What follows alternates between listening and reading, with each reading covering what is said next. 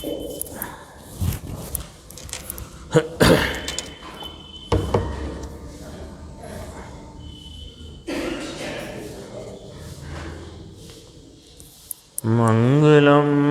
भगवान वीरो मंगलम गौतमो गणी मंगलम कुंद कुंदार्यो जैन धर्मोस्तु मंगलम सर्वमंगल मांगल्यम सर्वकल्याणकारकम प्रधानं सर्वधर्माणां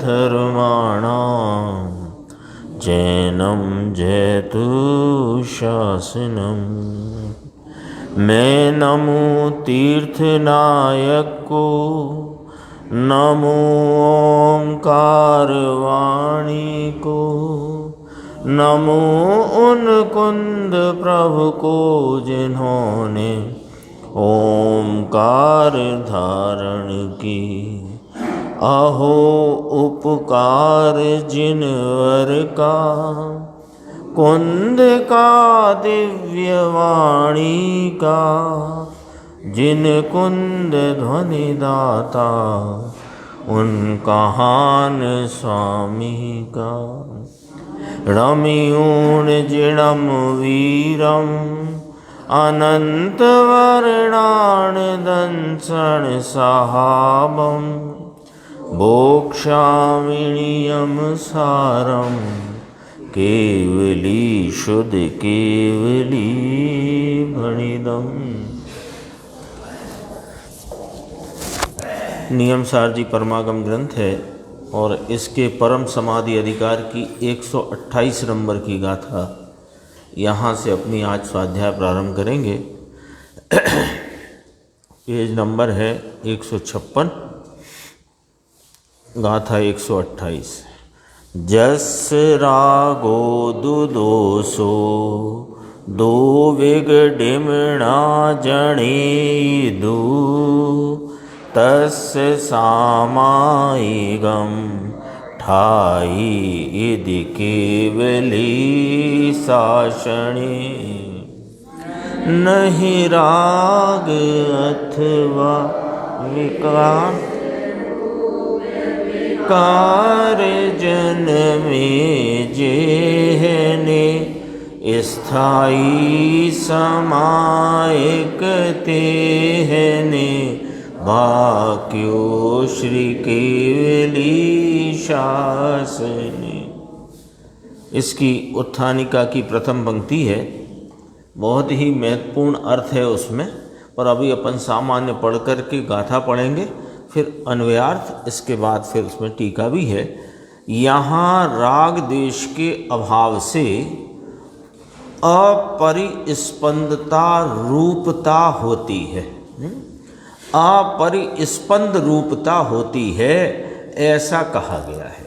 इस गाथा में सामायिक का स्वरूप कहते हुए ये कहा कि राग द्वेष रूप जो क्षुब्धता है इसके अभाव से अपरिस्पंद रूपता होती है। अपरिस्पंद, परिस्पंदन का नीचे फुटनोट है। परिस्पंदन का अर्थ है कंपन। कंपन के दो अर्थ, एक तो योग रूप कंपन है, उसे भी कंपन कहा, तो उस योग रूपता में भी अयोग रूपता प्रकट होती है। जितना जितना राग देश के अभाव रूप और स्वरूप की लीनता रूप, जितना जितना वीतराग परिणमन होता है, उतनी उतनी योग रूप स्पंदता भी कम होती है और अयोग रूप अपरिस्पंदपना उत्पन्न होता है। एक तो ये बात कही। दूसरी, जो उपयोग की अस्थिरता है वह भी कंपन रूप है। जो उपयोग में लगने, स्थिरता होने, लीनता होने में जो लीनता नहीं होना, ये कंपन है। और राग देश का अभाव होने से वह उपयोग में लीन होता है, अर्थात के कंपन का अभाव होता है। ये अर्थ है इसका। देखो अपन अन्वयार्थ देखते हैं, फिर इसकी चर्चा और आगे भी है।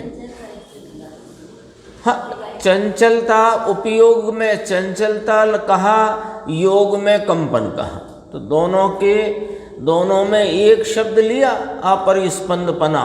तो अपरिस्पंद रूपता, तो उसमें दो अर्थ निकाले। एक तो अयोग रूपता की प्रकटता, यानी योगादि कंपन का अभाव, योग रूप कंपन का अभाव, और जो उपयोग की तल्लीनता में जो चलायमान चंचलपना है उसका अभाव, वो भी अपरिस्पंद रूपता कही गई है। देखो अभी अन्वयार्थ देखते हैं।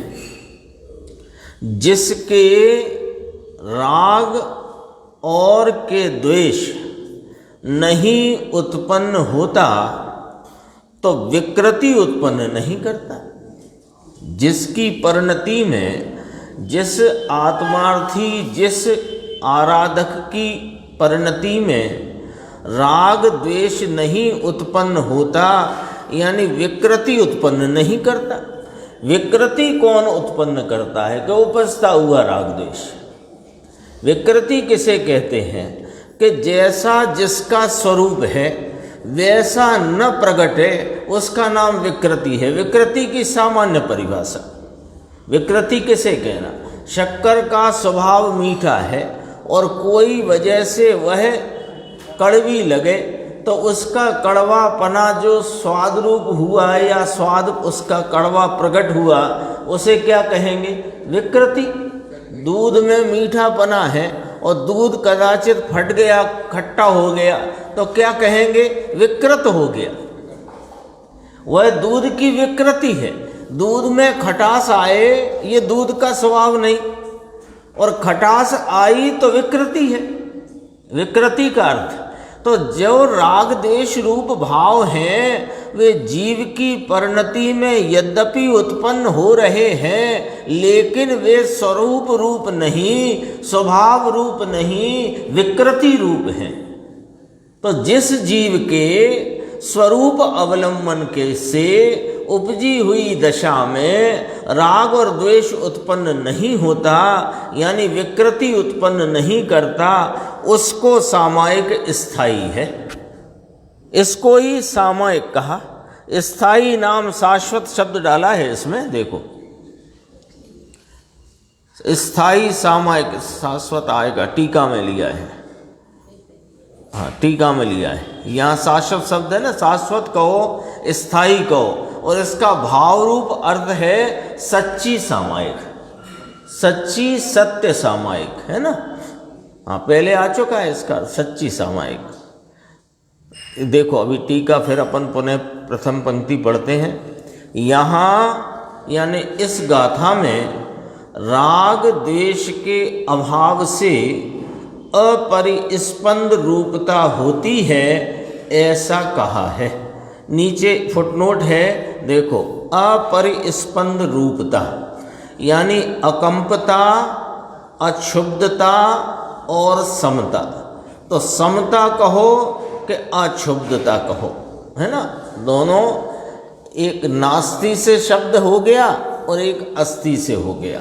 समता शब्द अस्ति को बताता हुआ है, और अक्षुब्धता आ माने ही नास्ति हो गई, क्षुब्धता माने क्षोभ रूप परिणाम। क्षोभ किसे कहा? कि राग देश रूपी जो क्षुब्धता का परिणाम है अथवा विकारी परिणाम है, वही क्षोभ है, क्षुब्धता है। ठीक है। अकंपता एक अर्थ आया, अकंपता। तो अब अक्षुब्धता और समता तो एक जैसे अर्थ हुए। अक्षुब्धता यानी क्षोभ रहित भाव यानी समता, और एक शब्द आया अकंपता। तो अकंपता जो है उसके सामने देखें तो क्या अकंपता का विलोम शब्द विपरीत क्या है? कंपन। कंपन का पर्यायवाची क्या है? चंचलपना। तो उपयोग की चंचलता का न होना वह कैसे होता है कि राग देश की उत्पत्ति नहीं होती तो विकृति उत्पन्न नहीं होती और उपयोग की चंचलता रहती नहीं। ये ही सामायिक का भाव है। इसी को सामायिक, स्थायी सामायिक कहा गया है। देखो गुरुदेव का अपन पढ़ेंगे, उसमें अकम्पना 2 प्रकार है, ऐसी चर्चा आएगी। अब आगे टीकाकार मुनिराज कहते हैं, पाप रूपी अटवी को जलाने में अग्नि समान ऐसे जो परम वीतराग संयमी। कौन है? पाप रूपी अटवी में क्या क्या आ गया? तो पाप रूपी अटवी में योगेश भाई पाप भी आ गया और पुण्य भी आ गया, है ना। पाप, यहाँ जो पाप शब्द है ना, तो पाप शब्द में पाप भी आया और पुण्य भी आया।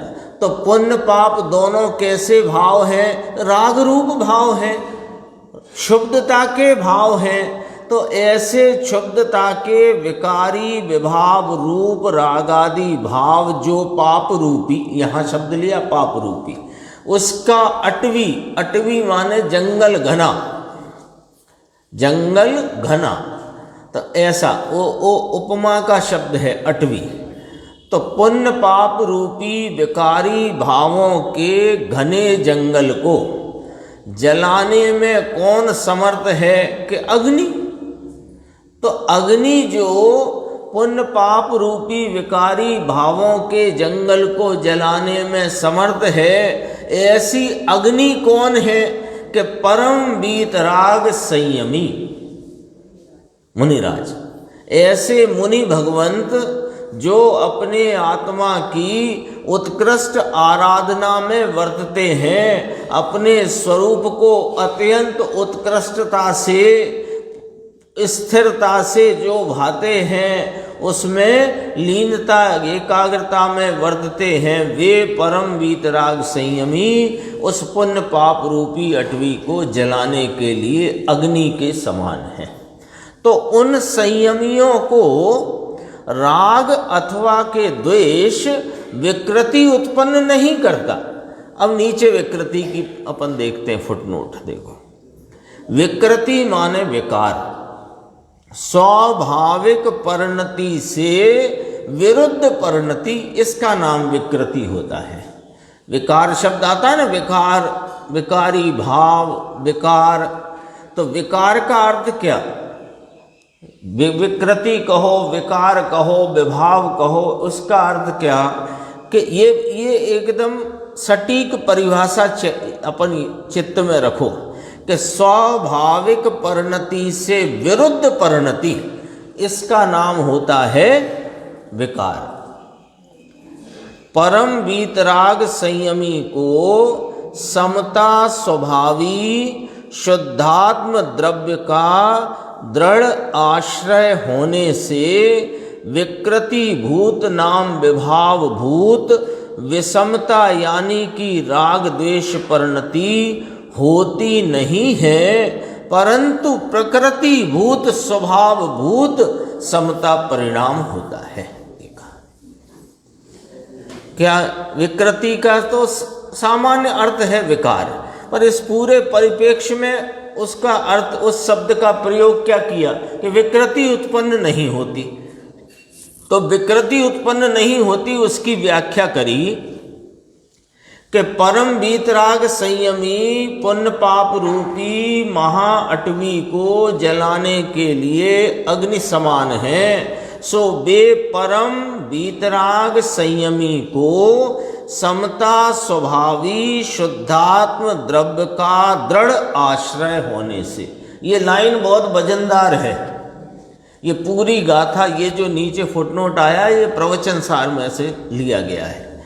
तो ये जो इतना फुटनोट की जो 3 पंक्ति हैं, 2 पंक्ति, ये बहुत वजन है। इस गाथा के अर्थ को बताने में वजनदार बात है। क्या कहते हैं कि वो परम वीतराग संयमी जो मुनिराज हैं, जो मुनि भगवंत हैं, वे कैसे पुण्य पाप रूपी अटवी को जलाने के लिए अग्नि समान कहे गए?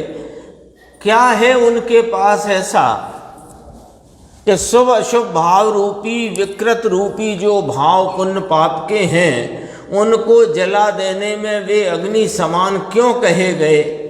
परम वीतराग संयमी मुनि भगवंत के इसलिए कहे गए कि उनको इस समता स्वभावी यह वीतराग स्वभावी अपना जो शुद्धात्म द्रव्य है उसका उनको दृढ़ आश्रय वर्तता है। दृढ़ आश्रय वर्तता है का अर्थ क्या कि आश्रय की दृढ़ता की परिणति वर्तती है। दृढ़ आश्रय का अर्थ है ना, दृढ़ आश्रय का अर्थ ऐसा नहीं लेना कि समकिति है, चौथे गुण स्थान वाले, उनको अभी श्रद्धा कमजोर है और मुनि की श्रद्धा ज़्यादा, ये अर्थ नहीं है। इसलिए कहा ये वाली बात। दृढ़ आश्रय का अर्थ है आश्रय भूत आत्मा में दृढ़ता रूप परिणति, उपयोग की, एकाग्रता की, लीनता की दृढ़ परिणति, दृढ़ता रूप परिणति। तो ऐसा होने से उनको विकृति भूत यानी विषमता रूप विभाव भूत राग द्वेष परिणति नहीं होती। अब ये नहीं होता तो कुछ तो होता होगा कि परंतु प्रकृति भूत स्वभाव भूत समता परिणाम होता है। ये बात गजब की है। देखो कि विषमता नहीं होती, समता भूत स्वभाव भूत समता परिणाम होता है। अब विकृति की परिभाषा अब याद करो।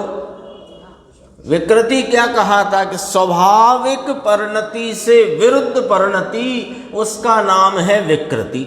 अब इनके स्वाभाविक परिणति से विरुद्ध परिणति नहीं उत्पन्न होती तो स्वाभाविक परिणति उत्पन्न होती है, तो कहा समता परिणाम होता है। देखो फिर टीका में आते हैं वापस। ऐसे वे परम वीतराग संयमी कैसे हैं कि वे महा आनंद के अभिलाषी जीव हैं। क्या चाहिए उन्हें, क्यों वे घर और राजपाट, धंधा पानी, जमीन जायदाद, स्त्री पुत्र कुटुंब ये सब छोड़ छाड़ कर वन जंगल में क्यों पहुंच गए कि महा आनंद के अभिलाषी हैं वे। कष्ट उठाने नहीं गए हैं। देखो तो सही कितने कष्ट उठाते हैं। अरे कष्ट उठाने नहीं गए, तुम्हें गलत फहमी है, क्योंकि तुम अपने को इन सब सुविधाओं से रहित पाकर अपने को कष्ट रूप देखते हो, क्योंकि तुम्हें आनंद स्वरूप का ठिकाना नहीं मालूम। और जिन्हें आनंद स्वरूप का स्थान ठिकाना मालूम है उन्हें मालूम है कि आनंद जहाँ है मैं तो वहाँ जाता हूँ।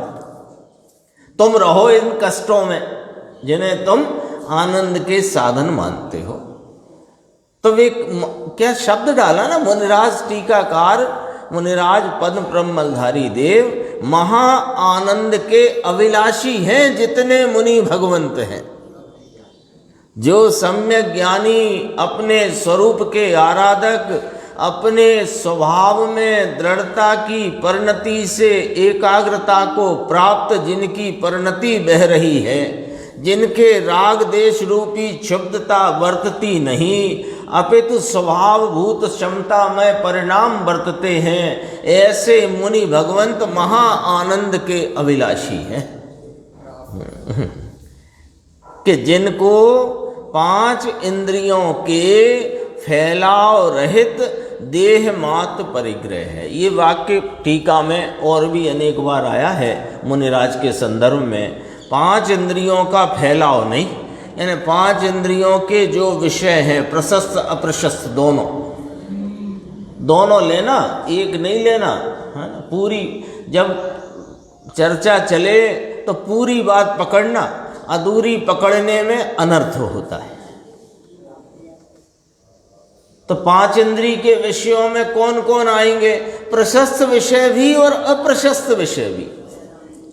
उनका उनके विस्तार नहीं, यानी पांच इंद्रियों का विस्तार फैलाव नहीं, यानी उन विषयों के प्रति उपयोग की दौड़ नहीं है, अपितु पांच इंद्रियां होने पर भी वे उनके प्रति का विस्तार फैलाव नहीं, तथापि अभी देह मात्र संयोग रूप है तो उसे देह मात्र परिग्रह कहने में आता है। देह की पुष्टता के लिए नहीं है देह, वो संयोग रूप है, इस अपेक्षा परिग्रह कहने में आया है।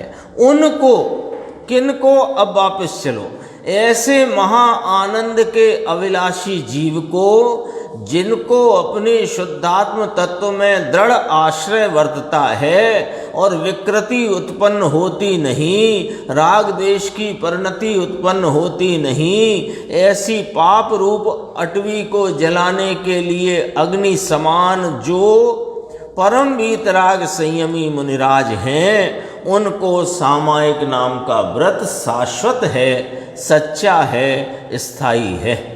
ऐसा केवली परमात्माओं के शासन में प्रसिद्ध है। ये अपन ने टीका देखी। अब गुरुदेव का व्याख्यान बहुत मार्मिक है, इसमें देखिए नीचे ही है, हरि गीत के ठीक नीचे से।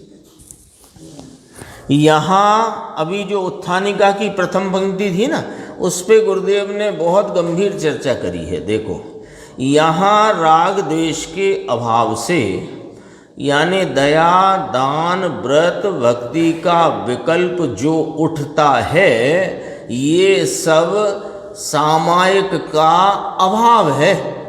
लो क्या लिखा अपन तो क्या समझे योगेश भाई कि जो दया दान का अथवा पंच परमेष्टि के स्मरण का जो परिणाम है वो सामायिक है,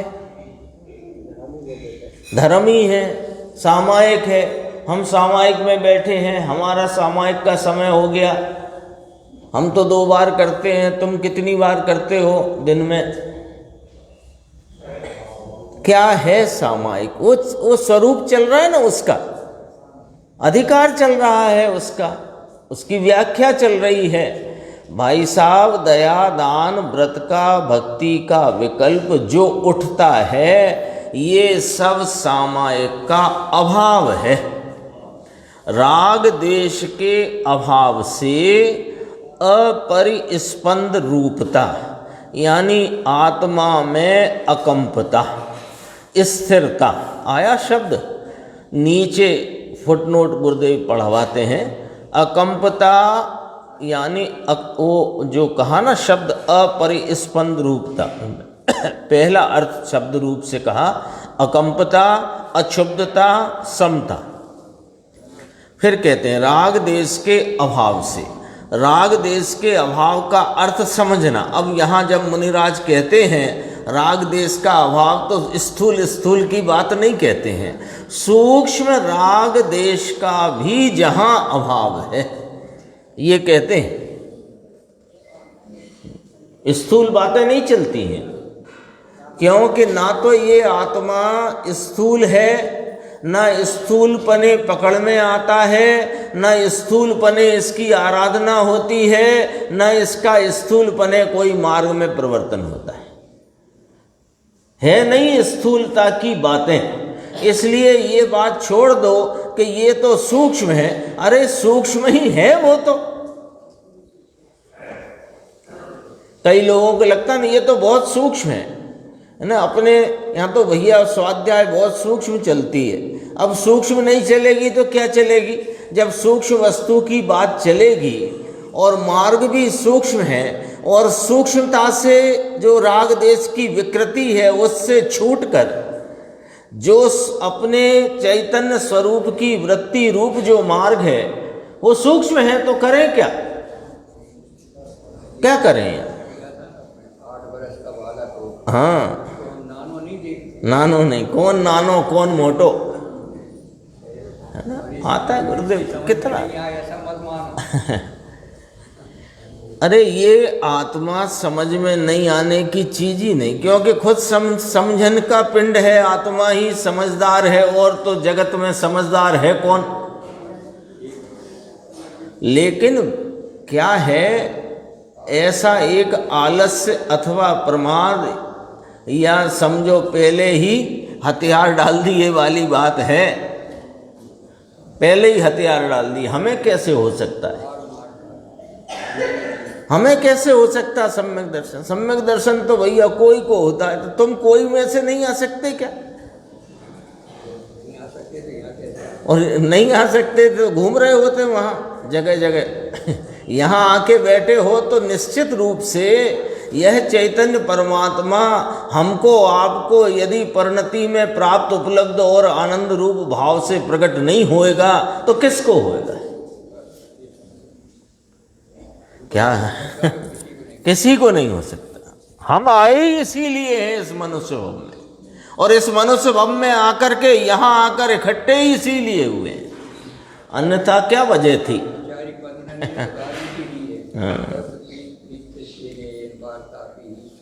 हाँ, पद्मनंदी पंचविंशति में कहते हैं, क्या कहते हैं? सूक्ष्म राग द्वेष का भी जहाँ अभाव है, इसलिए अपरिस्पंद रूपता, जहाँ सुंदर अकंपता। ये अकंप यहाँ पर वास्तव में तो कोई योग की अपेक्षा का नहीं लिया है। यहाँ अकंपता की बात राग के अभाव की स्थिरता की अपेक्षा से है। फिर भी यहाँ अकंपता शब्द आया है तो उसको भी यहाँ अपन इस प्रकार समझ सकते हैं जो नीचे फरमाते हैं। अकंपपना दो प्रकार से कहा गया कि जो एक अंदर योग का कंपन है, अयोग नाम का गुण है इस आत्मा में, समझना जरा, योग नाम का गुण नहीं है, अयोग नाम का गुण है। और अयोग नाम के गुण का संसार अवस्था में जो योग रूप परिणमन है वो इसका विकृत भाव है। क्योंकि विकृति की क्या परिभाषा? स्वभाव रूप परिणति से विरुद्ध परिणति को, परिणमन को विकृति कहते हैं। ठीक है ना? तो ये अंदर योग का कंपन है, इसको भी अंश में घटाना ये अकंपता है। और ये कैसे घटता है कि स्वरूप का आलम्बन लेते ही अंश रूप में अयोग गुण में स्वाभाविक परिणमन होता है। सर्वगुणांस्ते संकित है ना, तो सर्वगुणों में निर्मलता का परिणमन होता है ना, अर्थात कि सर्वगुणों की स्वभाव रूपता का परिणमन होता है। एक समयांतर में, यानी पूर्व में बहिर्मुख वृत्ति है उसको छोड़कर स्वरूप के आश्रय वाली जो उपयोग परिणति हुई, जिसने इस शुद्धात्म तत्व का आलम्बन लिया है, उस परिणति में ही अनंत गुणों की स्वाभाविक परिणमन रूप व्यक्तता होती है। तो अयोग नाम के गुण की भी होती है। तो अयोग नाम के गुण की स्वभाव रूप व्यक्तता होएगी तो क्या होएगा? कंपन घटा, यानी अकंपता का अंश प्रकट हुआ। वो कहा देखो, यहाँ जो अर्थ है राग देश और विकृति के जलने के, हटाने के या समता के संदर्भ से, वो यहाँ अकंपता स्थिरता करना, यानी इसको स्थिरता में अस्थिर ना होए, यानी स्थिरता में चंचलता ना होए, इसका नाम यहाँ अकंप कहा गया है। ठीक है, देखो आगे। अब ऐसा कब सुने और कब समझे और कब दृष्टि में ले और कब इसमें रमे और कब इसके भव का अभाव होए? बोलो। जिंदगी चली जाती है होहा होहा होहा,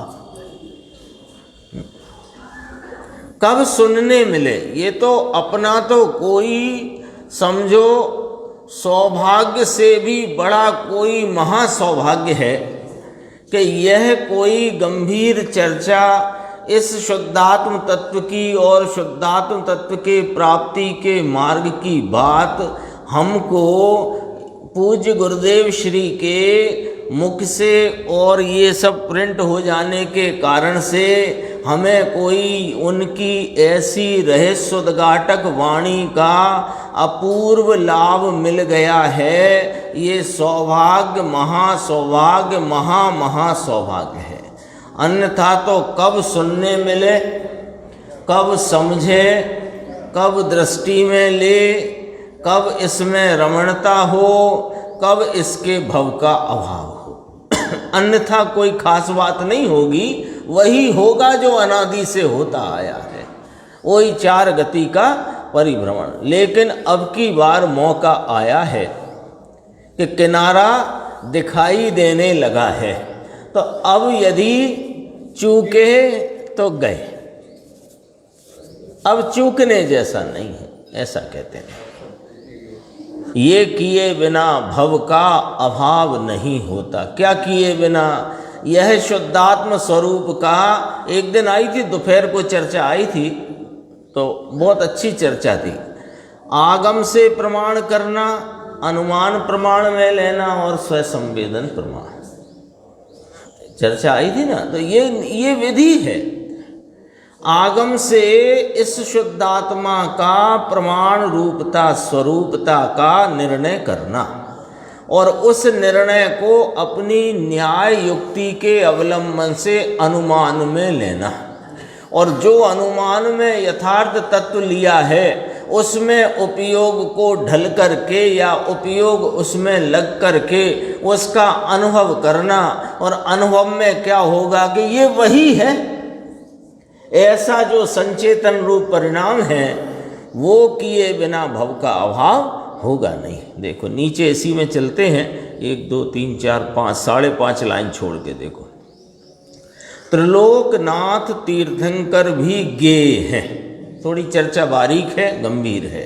त्रिलोकनाथ तीर्थंकर भी गे हैं, स्त्री गे है, निगोद के जीव गे हैं, सिद्ध के जीव गे हैं, ये सब जीव गे हैं।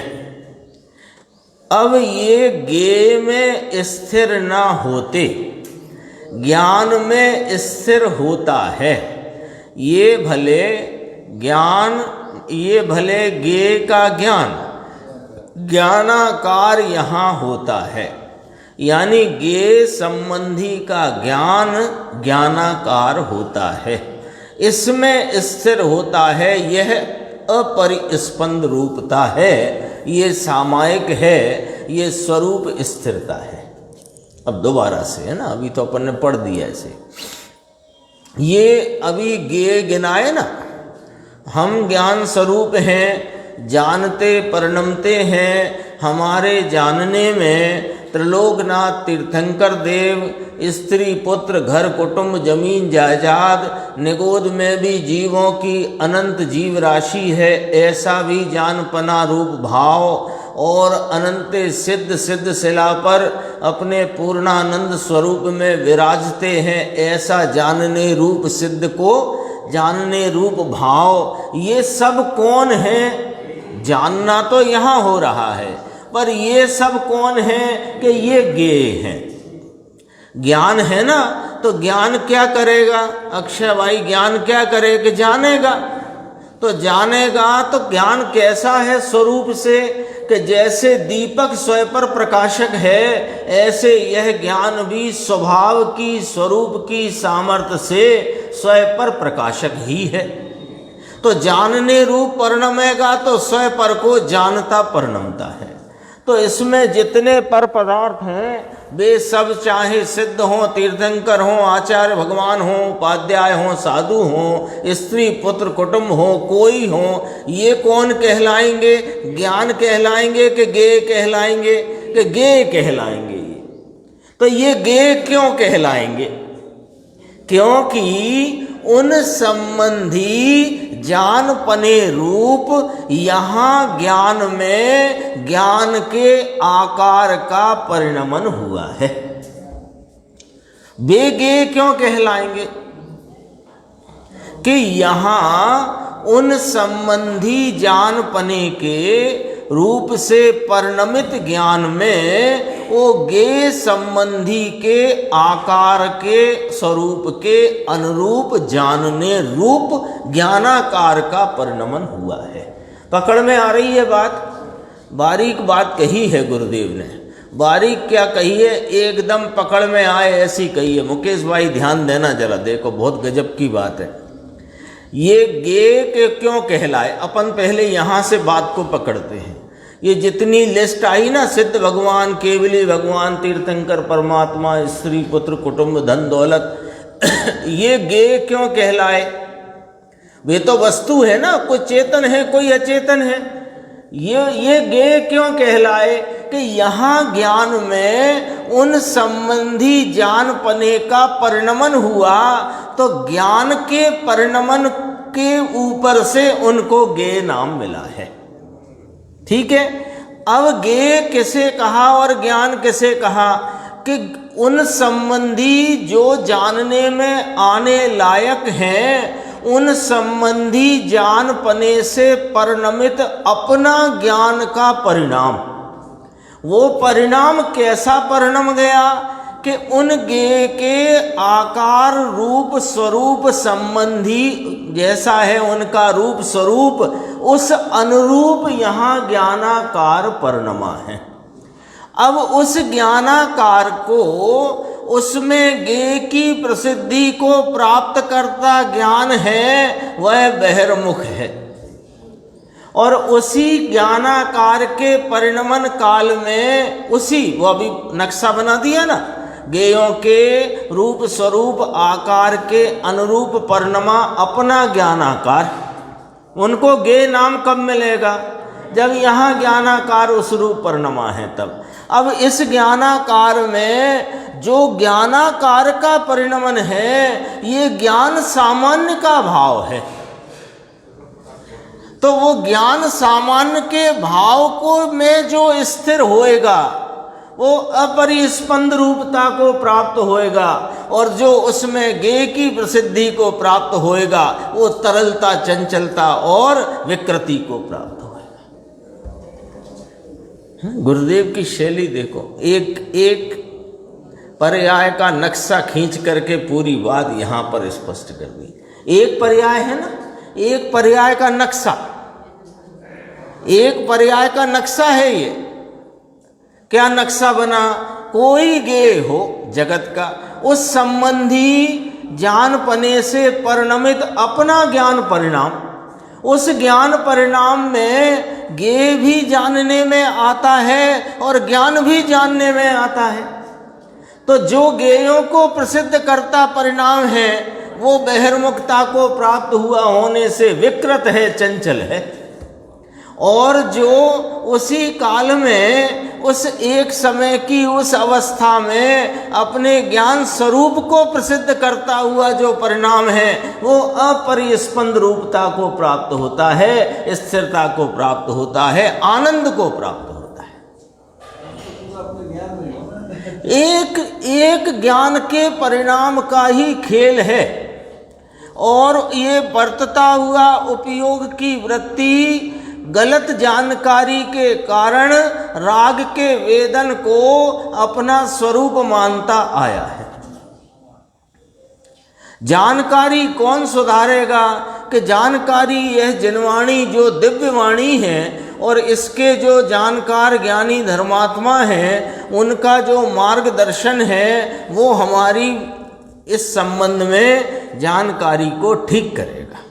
और उस जानकारी को जब हम अपने युक्ति और न्याय के अवलंबन से अपने ज्ञान की मंथन द्वारा जब तौल कर निर्णय करेंगे, तो उसमें एक ज्ञान की वर्तमान पर्याय में वर्तमान पर्याय को ज्ञान सामान्य नजर आएगा। और वो ज्ञान सामान्य की दृष्टि ही और उसी की लीनता ही सामायिक है। ये यहाँ पर विषय चलता है। दोबारा पढ़ देते हैं, क्योंकि अपन ने विषय को विचार में तो लिया। गे में स्थिर ना होते ज्ञान में स्थिर होता है। ये भले उस समय में ज्ञान ज्ञानाकार यहाँ होता है, वो ज्ञान का ज्ञानाकार गे संबंधी का ज्ञानाकार रूप ज्ञान होता है। आया ना? इसमें ज्ञान में स्थिर होए। अब दो भाव खड़े हैं वहाँ पर, एक गे रूप एक ज्ञान रूप। जो गे की प्रसिद्धि में गया सो राग देश की विकृति, और जो ज्ञान की प्रसिद्धि में आया तो अपने आनंद की प्रसिद्धि है, अपने स्वरूप।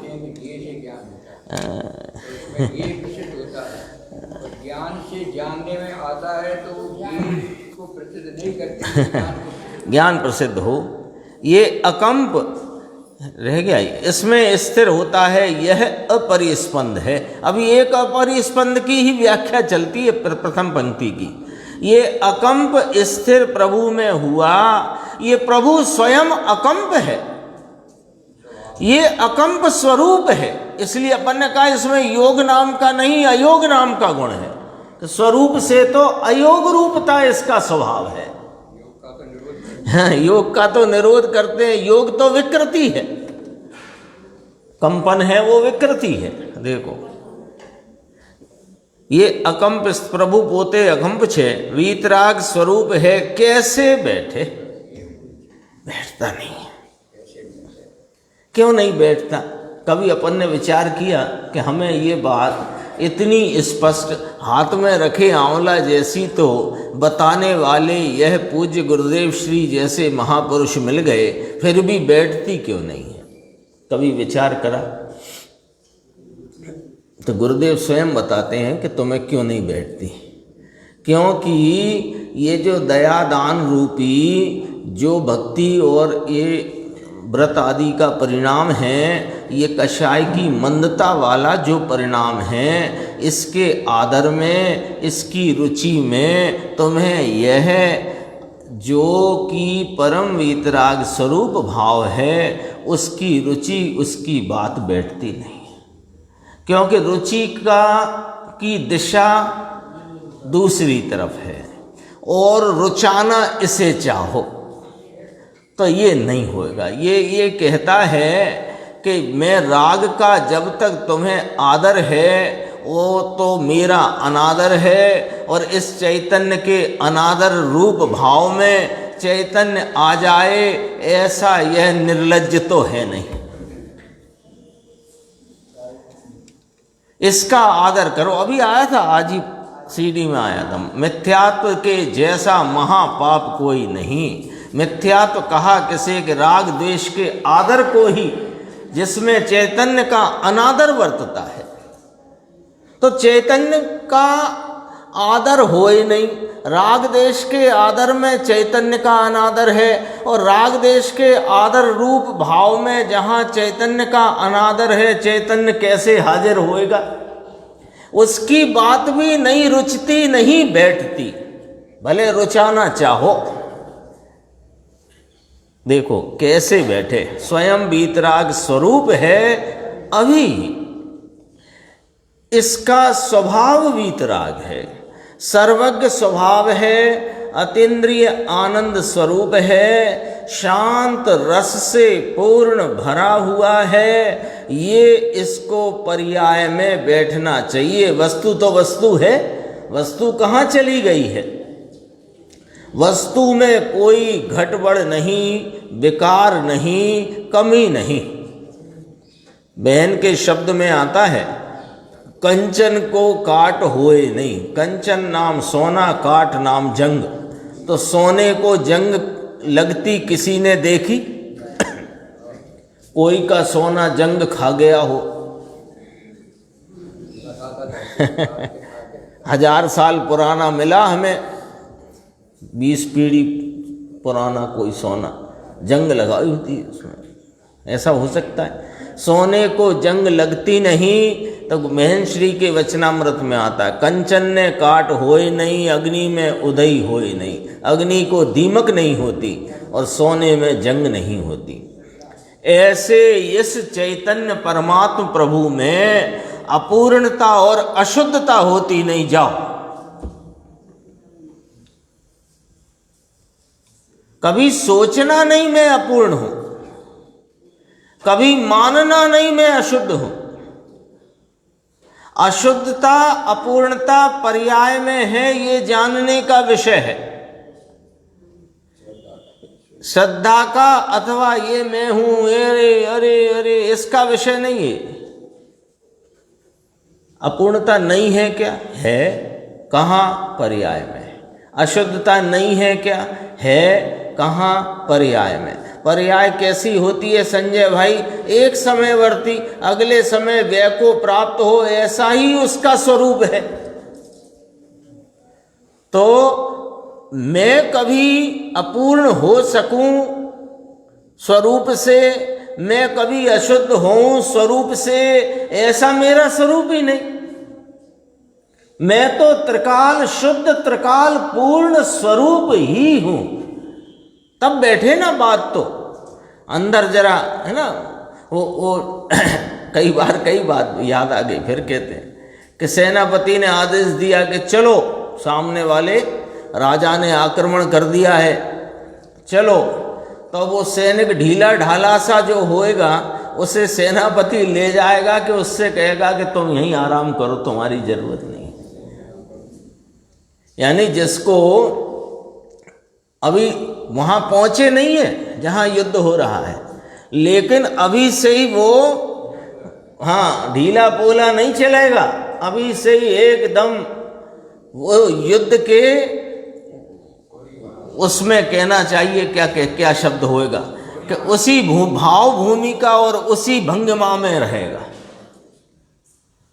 तो अभी तो दर्शन मोहिनी का उदय चल रहा है। अब दर्शन मोहिनी का उदय भाई साहब उसमें चल रहा है, तुम में क्या चल रहा है? तुम में तो परिपूर्णता और आनंद और ज्ञान दर्शन स्वभाव चल रहा है, परिपूर्ण पवित्र स्वभाव चल रहा है।